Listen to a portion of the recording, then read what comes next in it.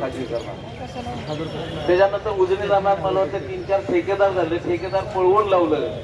उजनीचा ह्याच्याबद्दल काय हात धरायचा नाही, तिथं काही चालणार नाही ना. अजून बी आपण सरकारला तीच वारंवार सांगतो की असं काही प्रकल्प चालणार नाही. परंतु आपला अधिकार जे आहे ते आपण विसरून गेलेले. आपला अधिकार काय आहे? तिथं पाणी, तिथं मच्छीमारांची शेती. पहिल्या नद्या नाले होते, सगळे होते, त्याच्यानंतर धरणं तलाव बांधले गेले आणि तोच मच्छीमार त्याच्यात मासेमारी करायला.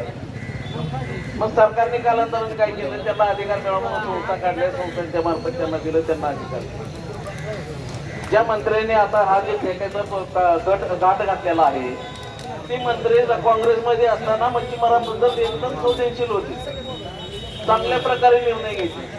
आता ह्या मंत्र्यांना अचानक काय झालं तेच काय समजत नाही की ते महसूल खात्यासाठी, महसूल मिळायसाठी एवढे मोठे उजनीचा ठेका, माजलगावचा ठेका, कोल्हापूरच्या 2-3 धरणांचं ठेक, त्यांचं हे कामच नाही मुळात ह्या खात्याचं.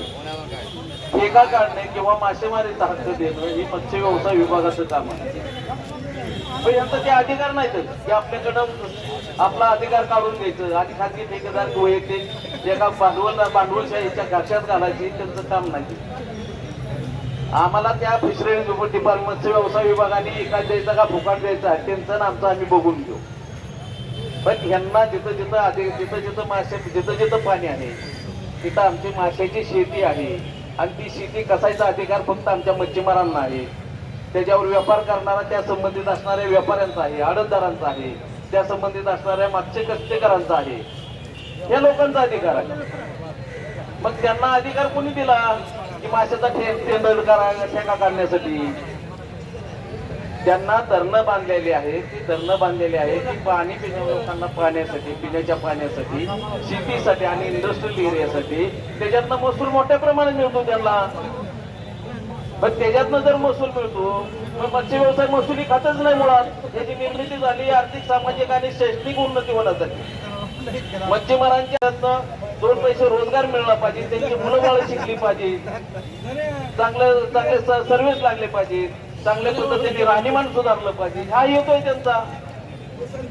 या जलसंपदा खात्याला कोणी सांगितलं की बाबा त्या खाजगी ठेका काढायचा? त्यांना कोणी अधिकार दिला?